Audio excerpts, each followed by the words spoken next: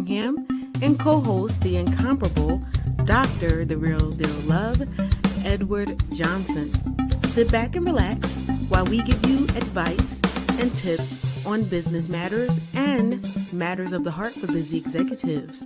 And now, Katrina and Edward.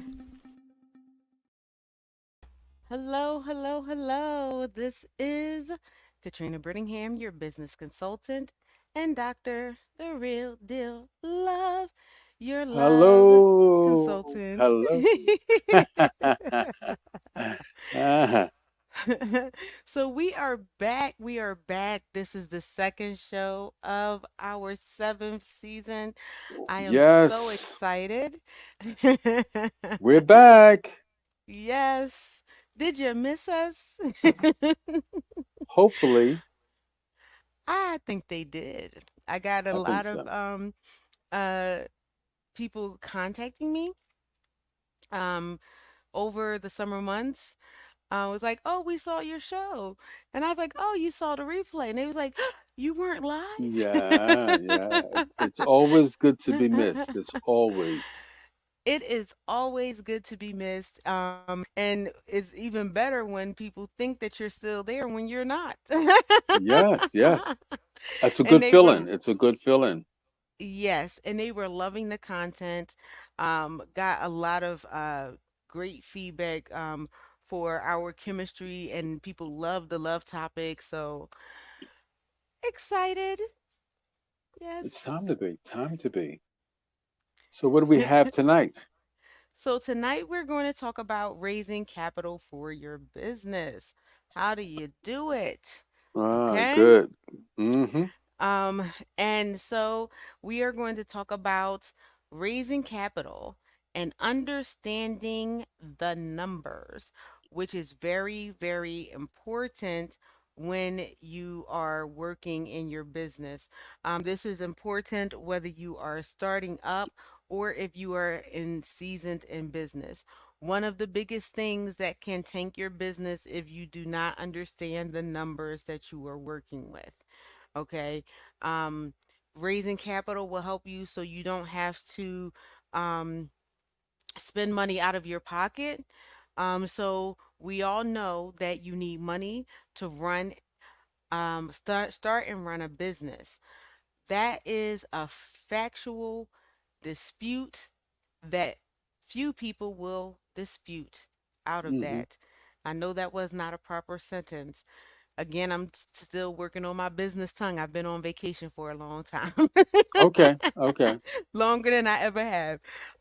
But the one thing that you have to consider when it's with money, when you're getting started with business, is how to have sufficient capital to sustain your business Mm-hmm. during the early startup phase and later on.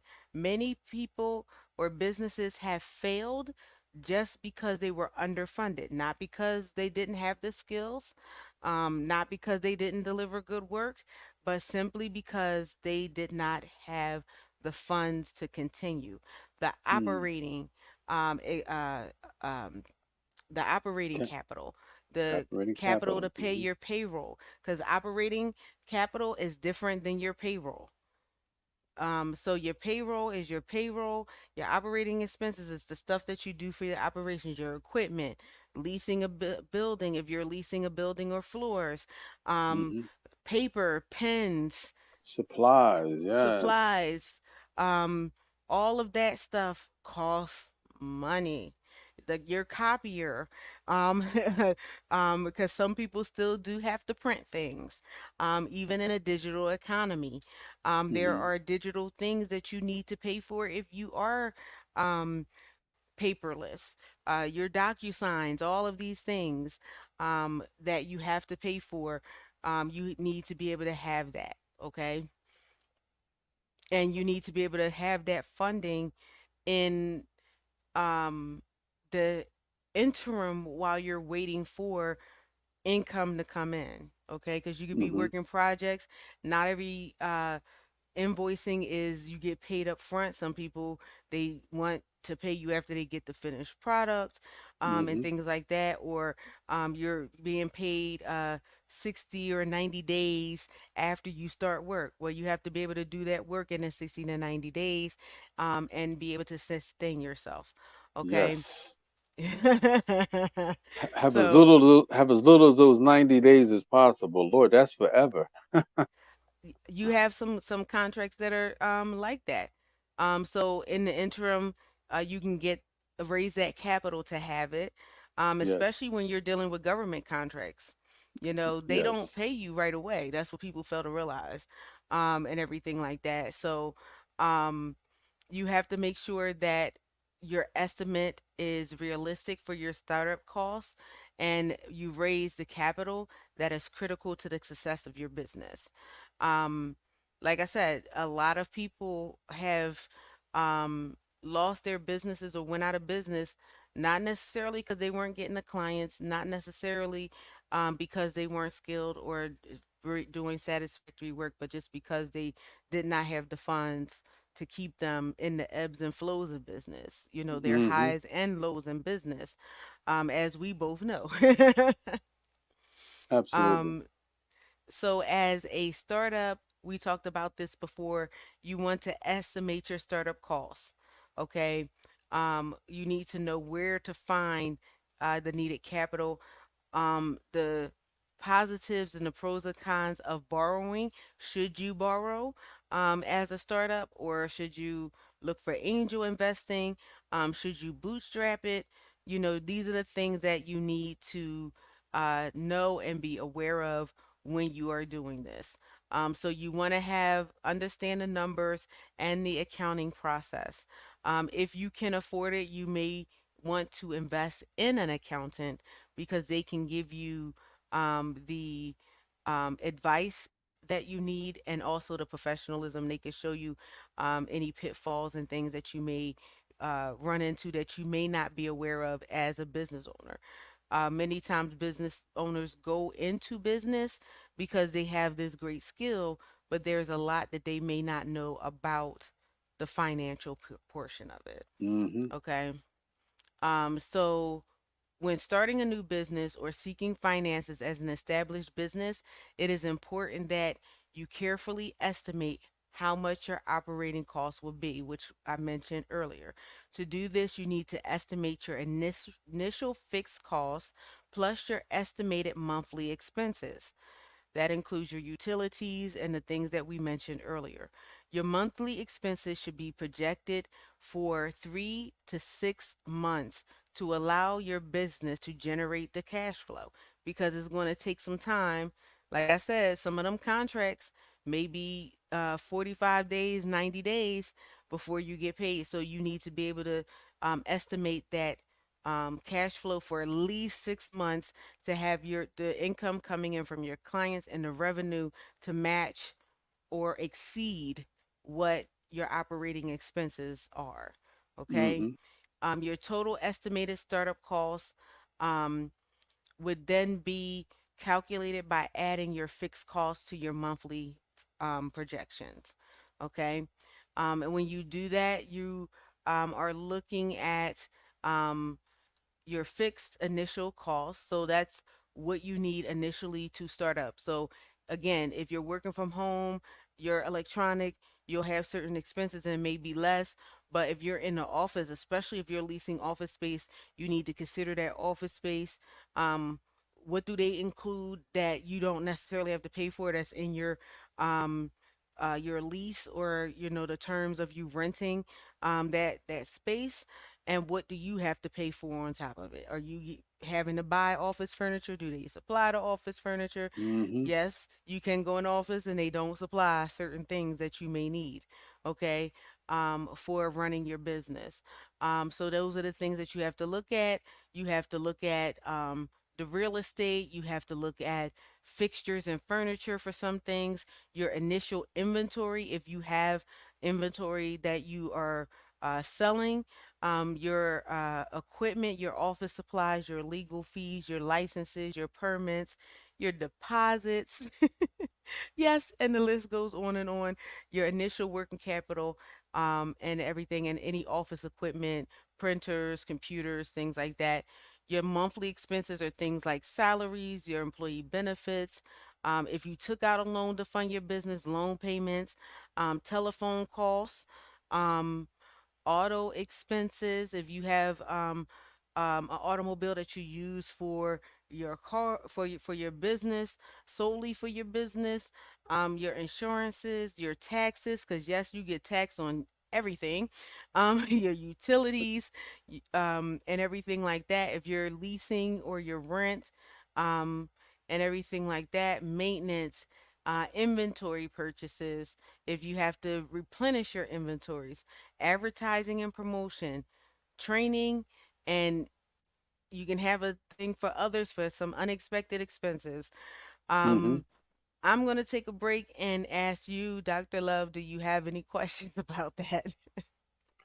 Well, when it comes down to taking a loan versus, you said, bootstrap, uh, Hmm. what do you lean towards in terms of, in business? Because, with the, what is it? What is the percentage of businesses succeeding in the first 2 to 3 years? It's like 80%.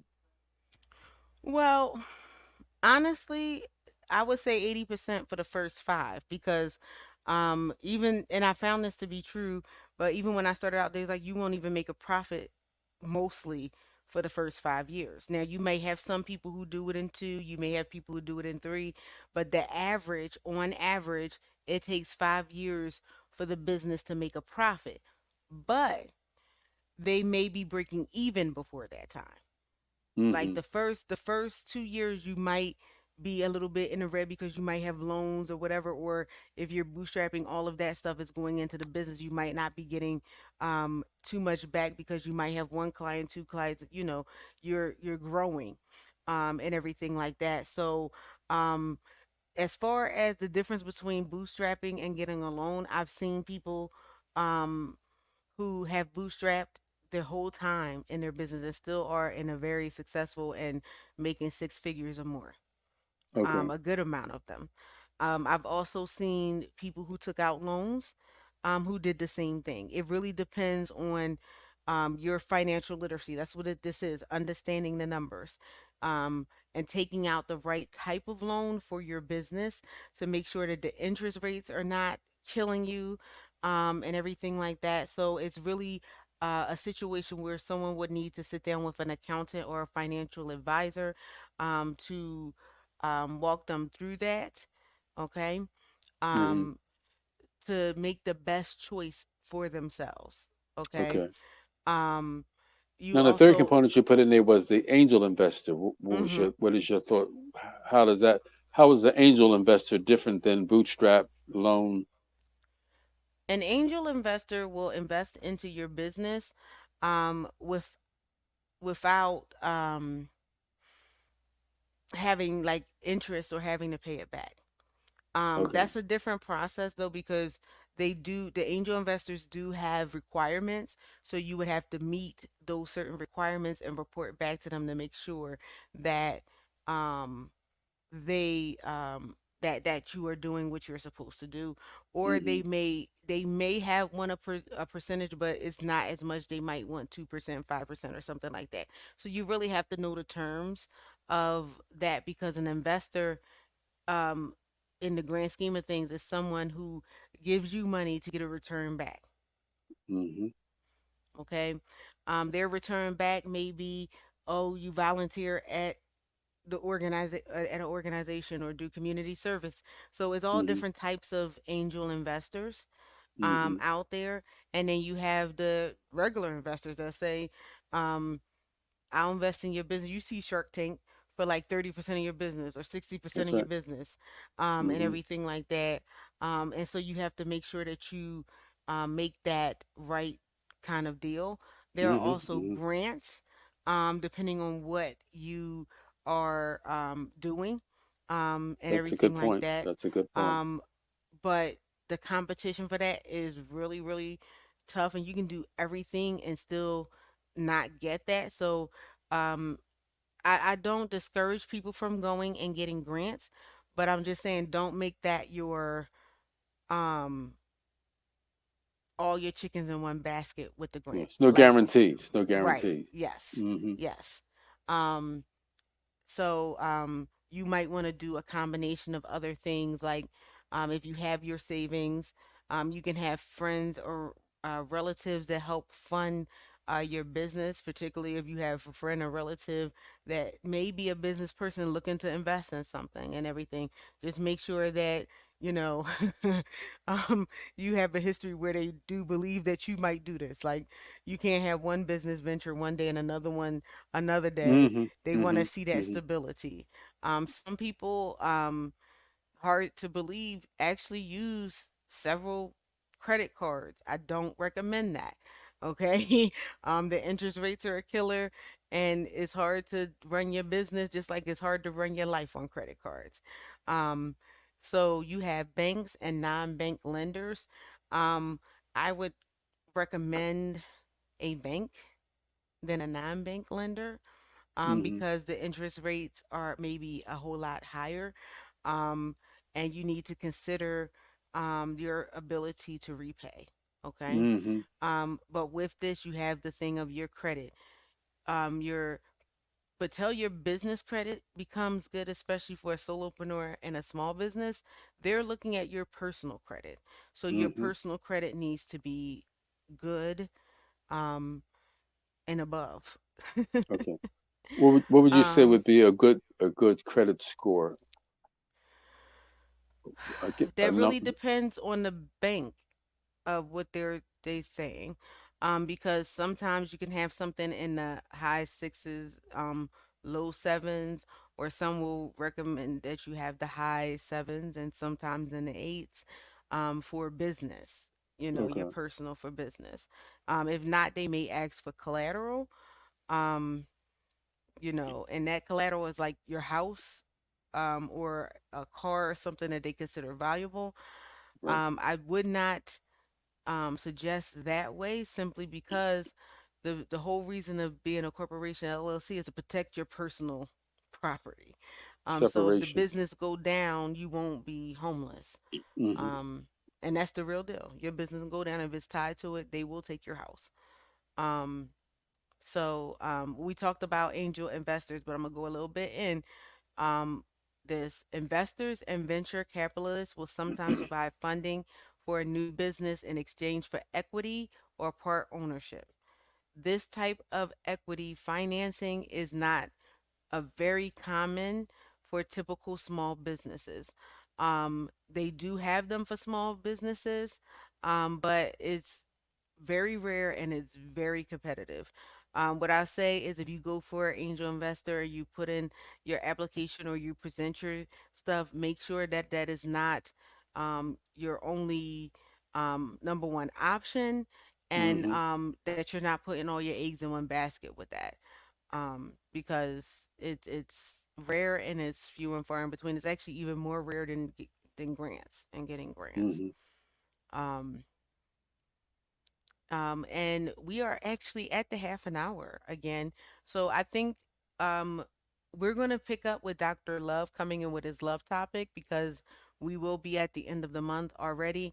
But then we will pick up on the second Monday of October, and I can't believe I'm saying October already, Already? with the financial um, topic of borrowing money and what you need to do to understand the numbers. Because this is very important. I knew this was going to be a series. Um, so we will see you next time. Thank you so much for joining us. And we do appreciate you coming for our seventh season. Yes. Bye. Bye bye. Thank you for joining us for another episode of High Tea with Me. To be a sponsor or a guest, contact us at info@ventureready.net. Thank you again, and we'll see you next time.